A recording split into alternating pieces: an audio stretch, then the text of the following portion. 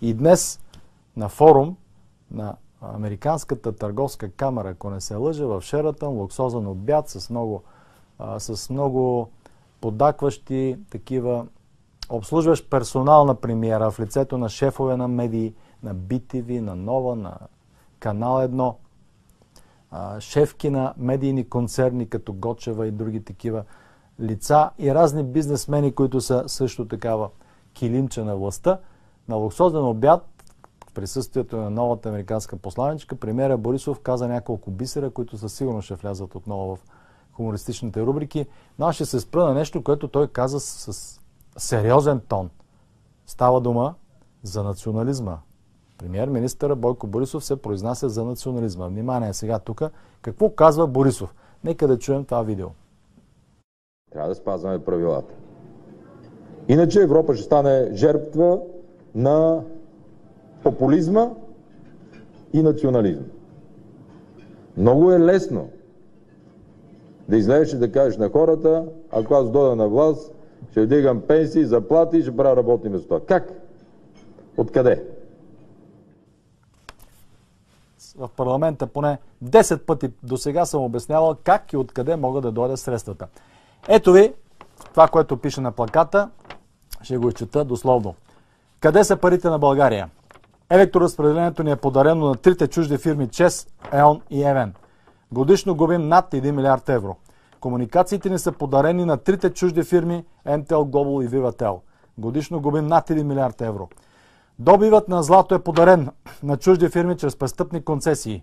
Губим годишно над 3 милиарда евро. Контрабандата на българските митници се увеличава. Годишно губим над 2 милиарда евро. Правителството отпуска огромни помощи за циганското население. Годишно губим над 3 милиарда лева.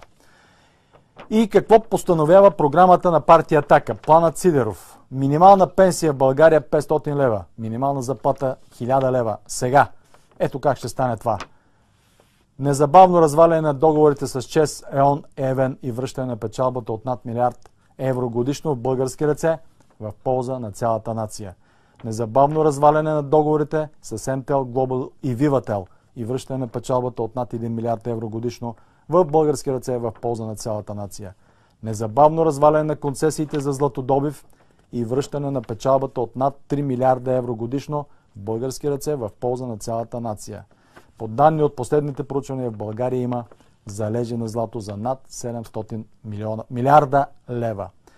Нов регламент и състав на митниците и връщане на печалбата от над 2 милиарда евро годишно в български ръце в полза на цялата нация. Строеж на 2 нови блока на АЕЦ Козлодуй плюс нова АЕЦ.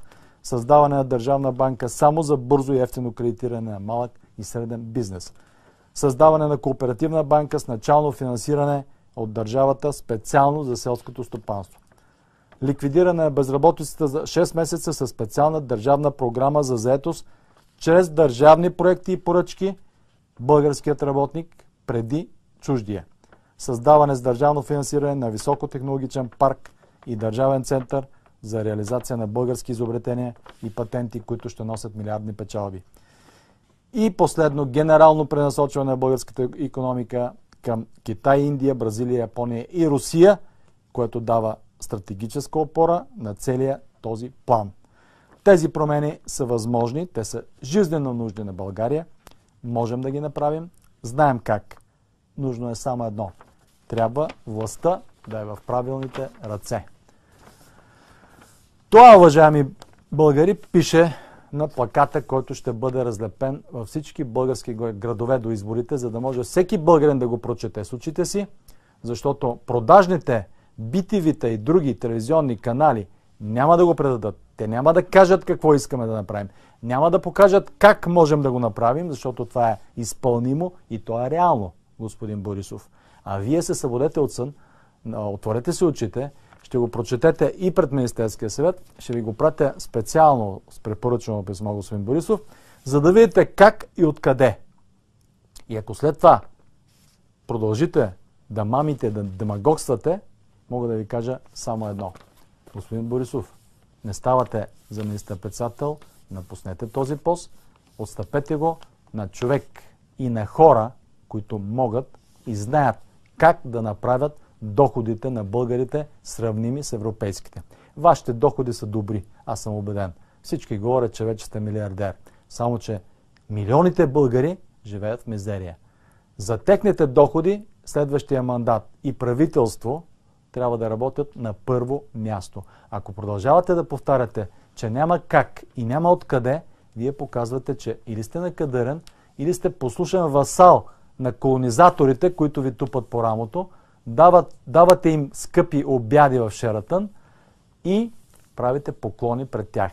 Те са тези, които искат България да няма ядрена енергетика, да няма икономика, да няма високи доходи и да бъде нация от аборигени, които да живеят мизерно. А щом вие сте съгласен с това, значи не сте българин. Значи не обичате българите, значи не работите за българите.